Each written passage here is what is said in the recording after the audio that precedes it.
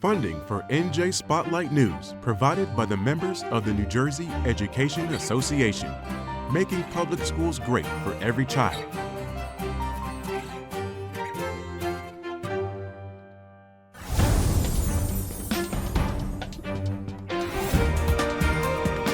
From NJ PBS Studios, this is NJ Spotlight News with Brianna Venozzi.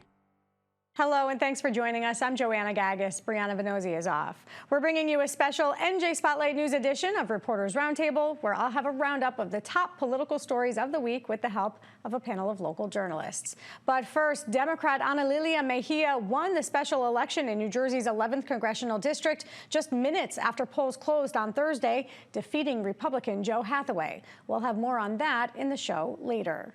And NJ Transit has released their official transportation plan for fans getting to and from the World Cup at MetLife Stadium this summer. Train tickets to the games will cost $150 per person for a round trip and will only be sold to people who have a World Cup game ticket. NJ Transit is selling 40,000 rail tickets per game total, and when they sell out, that's it. NJ Transit President and CEO Chris Calori said the hefty price tag is needed to cover the cost of transporting that many people, which the agency calculates will cost the state a whopping $48 million. Now, Governor Sherrill has said that state taxpayers will not be the ones who subsidize those costs. But FIFA responded to the proposed ticket prices earlier this week in a statement saying, "We're quite surprised by the New Jersey governor's approach on fan transportation. The original agreement signed in 2018 required free transportation for fans to all matches." Well, we asked Calori about that during a Friday press conference, and he fired back, pointing out that the agreement was amended in 2023 to say that New Jersey would charge customers at cost. He says that is the cost. $48 million. Now, strict security measures will be in place throughout the transit routes, and only passengers with a pre-purchased ticket will be allowed on any NJ Transit trains leaving New York Penn Station or Secaucus for 4 hours prior to any match, and the same goes for any trains returning to New York for a period of 3 hours after the game. And this is very important. The mode of transportation you take to the stadium will be your only option to go back. Now, shuttle service will also be available to and from the matches. That'll be $80 a ticket. Those are on sale as of midday Friday. The train ticket sales will go live on May 13th. Those are our top headlines. Reporters Roundtable starts right now.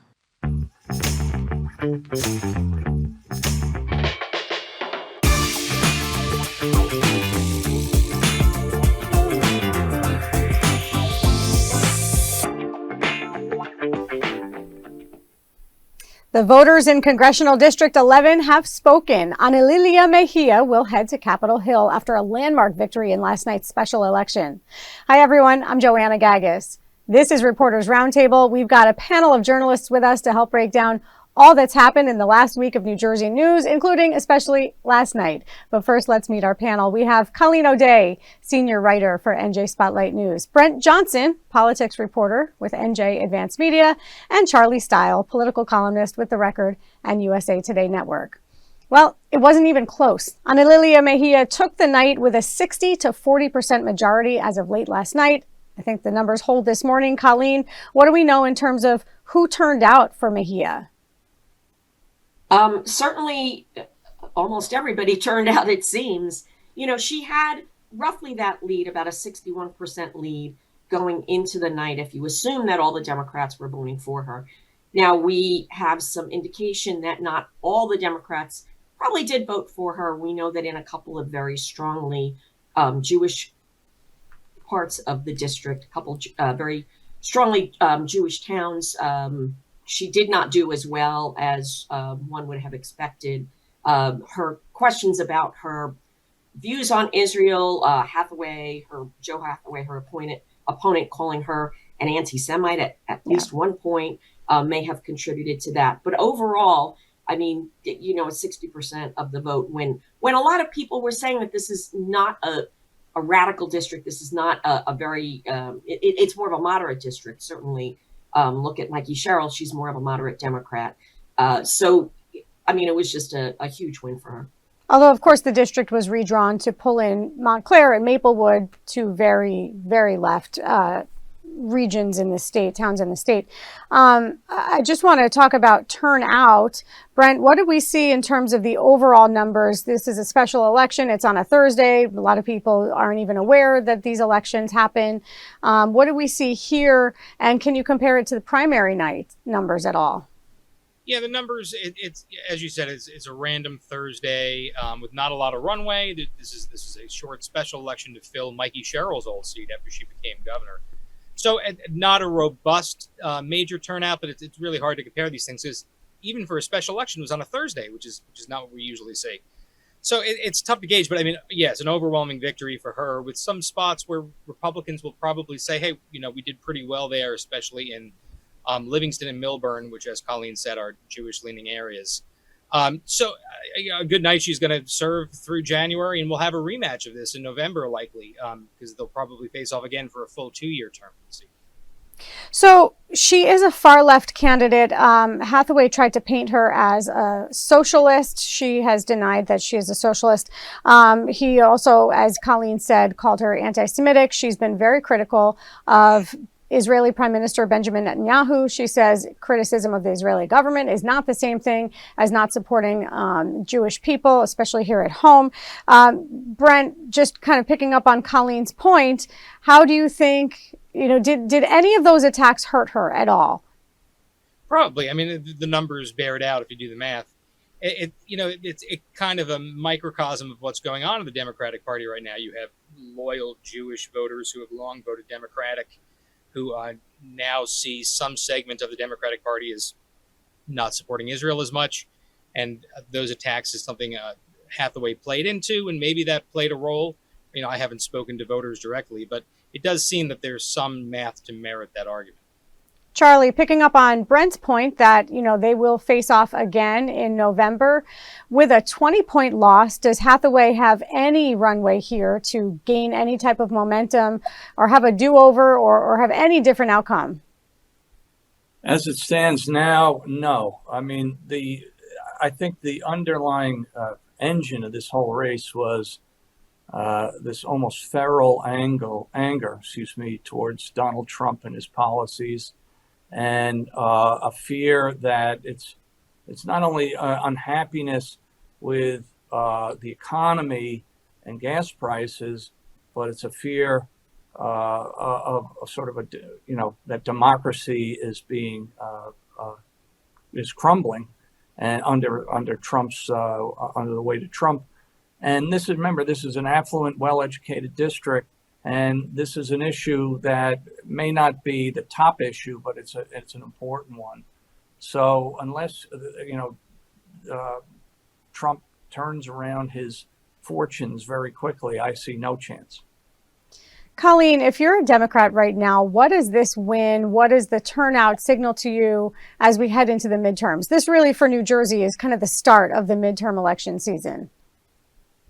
Yeah, I mean, I think it's certainly a message to Representative Tom Kean Jr. in the 7th District, which is at least a neighbor of the 11th, not in parts of it.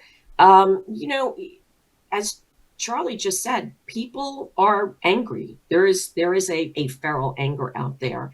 And I think it's not just Democrats. It is in some of the unaffiliated voters who may have, tested the water with Trump in 2024, thinking that he would do something about inflation, which at that point was very high and people were upset.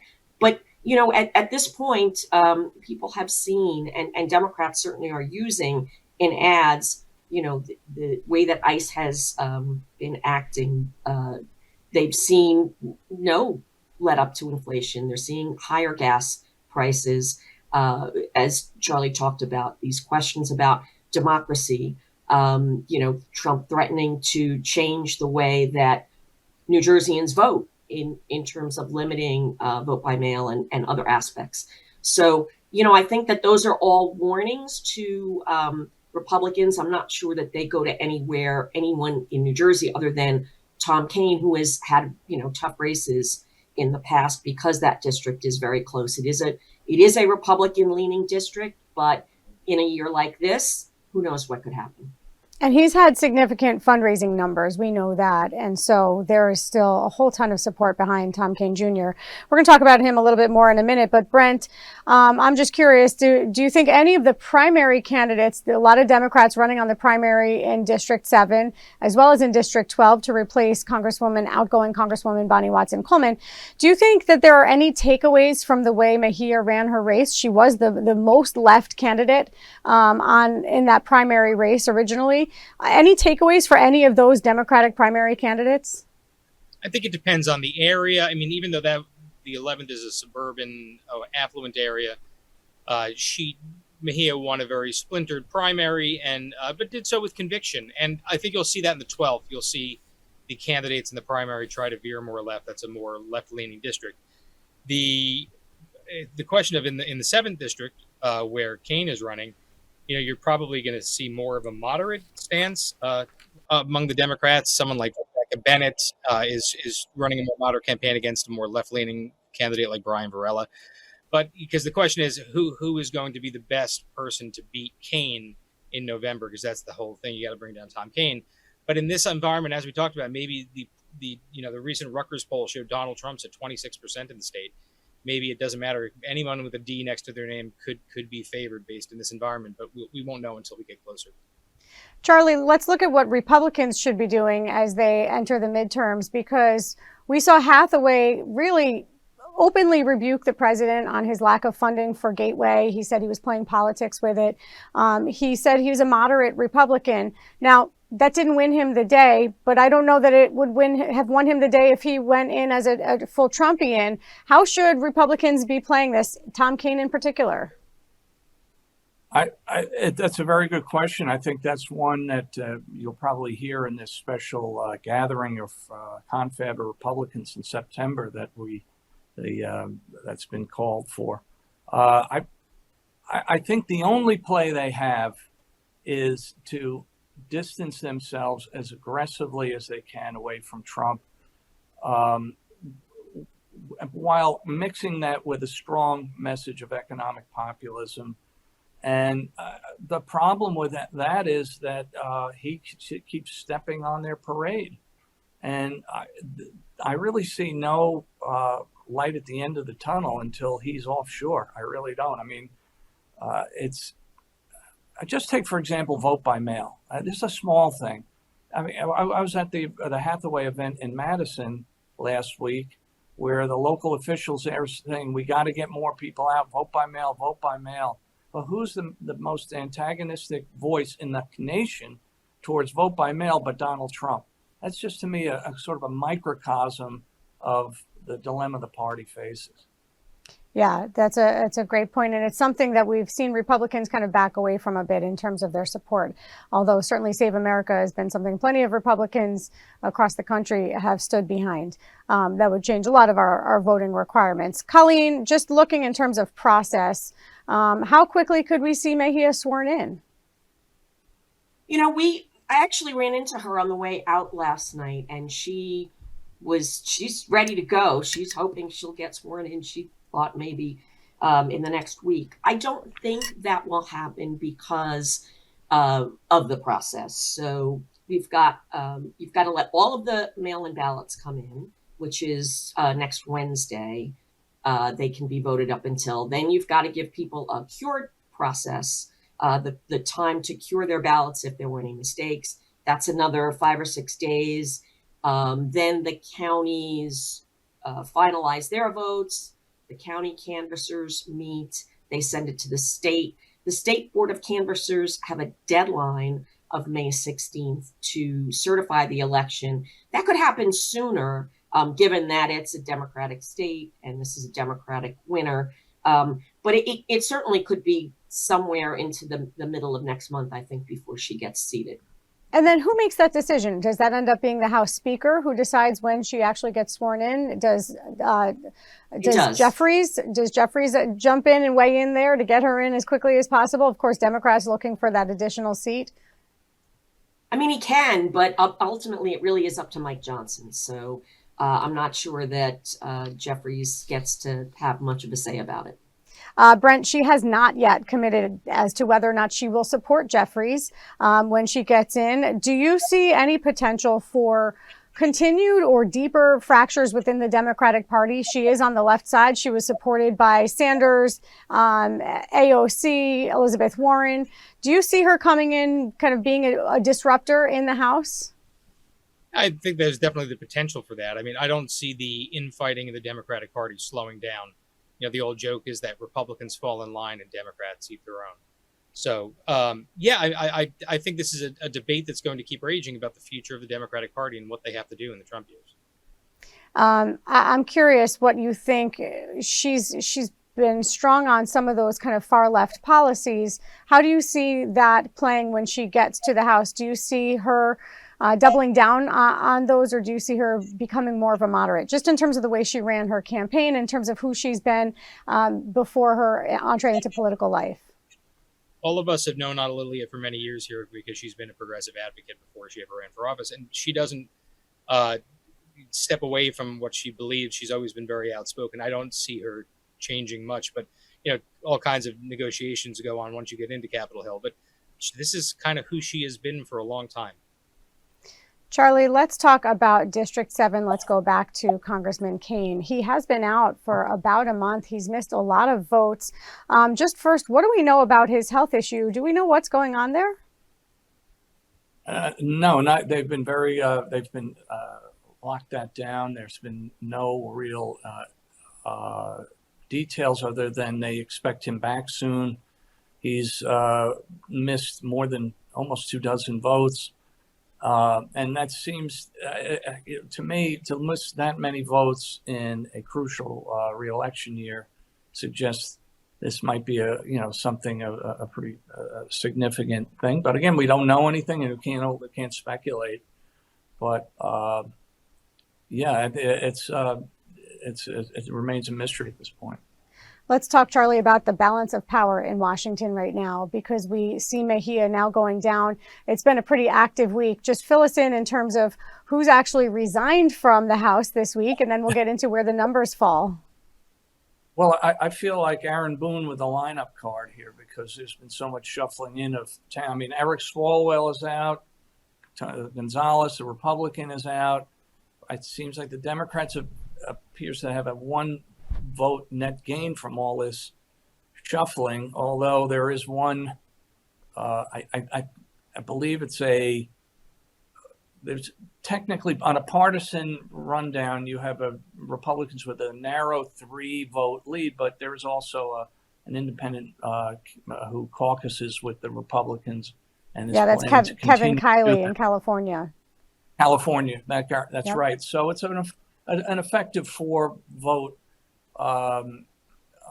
narrow margin, which, to go back to your earlier point about seating Analilia, I just don't think I don't think Mike Johnson's going to rush to do that. He has no incentive to seat her as soon as possible.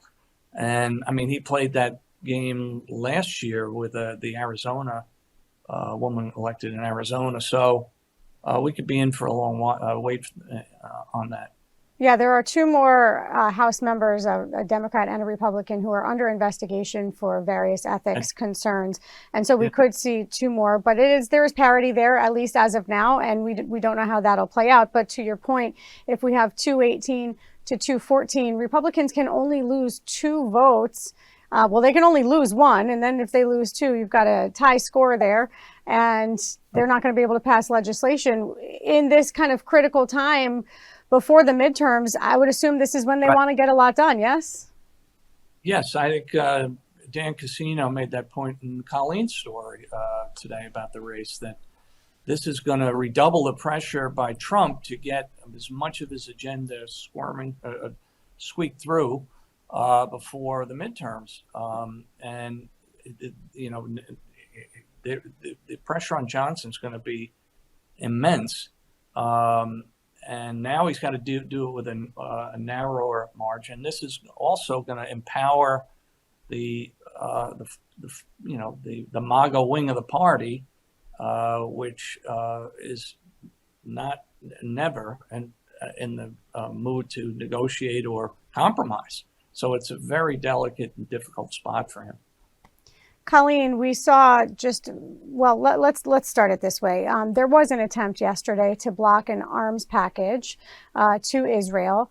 And we saw Democrats come out in a different way than they have before. What can you tell us about how Democrats voted? And just give us kind of the overall, how that bill ended up. Yeah, and so one of those Democrats was Cory Booker, our own New Jersey senator, Democrat. He has been a staunch supporter of Israel and giving assistance to Israel. He was one of 40 Democrats who voted to try to stop one of the bills. 36 tried to stop the other bill. This was giving Israel some bulldozers, which the Democrats said that Israel was going to be using to essentially go in and knock down homes in Palestinian areas, as well as the sale of bombs was the other sale. Now, the sales, both of those went through. This was just something that needed a single one vote margin. But it was certainly a change of pace for the Democrats, and it's something that is going to be interesting to see how it plays out in the coming election. I mean, we do have, we talked a little bit about how a few areas with large numbers of Jewish voters, how they voted in the 11th. We do have a good sized Jewish population in the state of New Jersey, and we'll see how they vote in November for Cory Booker and whoever is running against him. But what Dan Casino of FDU also told me yesterday was that, what we saw in 2024 when the margin in New Jersey was so close between Trump and Kamala Harris, who did win, was that Democrats stayed home because they were unhappy with some of the policies, the support, not of Israel as a country, not of the Israelis as a people, but of the ongoing conflict between Israel and Palestinians. And now, of course, we have the war, which, it seems was at least that Trump was egged on by Benjamin Netanyahu. So it's going to be a lot of dynamics to see what happens in November as a result of that. And there's going to be a $200 billion package that's going to be proposed that the Pentagon's going to be asking for. We know that from reporting from our Ben Hulak in Washington, D.C. And so these questions are going to keep arising. But Colleen, just to pick up on that point, do Democrats have to ask themselves kind of this existential question? Is criticism of the Israeli government equivalent to lack of support of the Jewish people and the Israeli people, right? I mean, it's something Mejia wrestled with in this campaign. Yeah, I think that obviously it's each individual person has their own views on this, but I think Mejia really gave a very good response when I think you pointed it out when she talked about that, when she was asked about it. She said, I can be an American who questions and criticizes Donald Trump, and that doesn't make me anti-American. Similarly, I can oppose the policies of Benjamin Netanyahu and some of the things that he's doing and not be anti-Semitic. I support the Jewish people. I support the right of the state of Israel to exist. So I think that's the message going forward that other Democrats are going to need to continue to make, to kind of bring that point across. Yeah. Just a few minutes left, Brent. Here at home, we've got a little controversy this week when it comes to the World Cup. We've seen some numbers floated in terms of what ticket prices would be if you're going to take the train between New York and New Jersey. Sticker shock, it's $100 a ticket has been proposed. And FIFA is pushing back at this, and there might be a little battle here now between FIFA and Governor Sherrill. What can you tell us about kind of the deal that was struck and where all this could fall? Yeah, there seems to be a fight going on between the International Soccer Organization and the New Jersey governor 2 months before games start. So this is one of the big first brouhahas of her governorship. So basically, yes, she is saying that they will have $100 or more train tickets because the cost is not going to be shouldered by the state for the $48 million she said it's going to cost to run transportation. Or she said FIFA can fork up the money, that they're making billions off this tournament and they can fund transportation. FIFA is saying that they already made an agreement years ago that that would not be the case, and that there would be other agreements to run transportation. They were saying they're surprised at her comments. But this tournament was brought here by Governor Phil Murphy. He fought hard for it, and it landed in 2024. And he really pushed. He's a soccer fanatic who pushed for it. And she inherited this, as she said, and now she is saying that there was a lot of preparation done, but we're still getting a sense of what this is going to cost. So who knows whether this is going to boil over in the 2 months. But we have the world's largest sporting event, whether you like soccer or not. I'm more of a baseball guy, but it's coming here whether you like it or not. So it'll be interesting to see if FIFA gets along with Cheryl. It sure will. Like you said, could be the first brouhaha of this Cheryl campaign. We got to leave it there. Colleen, Brent, Charlie, thank you all for being with us today. You can follow me on Instagram at JoannaGaggisNJ, and go ahead and scan that QR code on your screen to see more episodes of Roundtable. That's going to do it for us this week. I'm Joanna Gaggis. For the entire team here at NJ Spotlight News, thanks for being with us and have a great weekend. NJM Insurance Group, serving the insurance needs of residents and businesses for more than 100 years. NJM Insurance Group has been serving New Jersey businesses for over a century. As part of the Garden State, we help companies keep their vehicles on the road, employees on the job, and projects on track. Working to protect employees from illness and injury, to keep goods and services moving across the state. We're proud to be part of New Jersey. NJM, we've got New Jersey covered.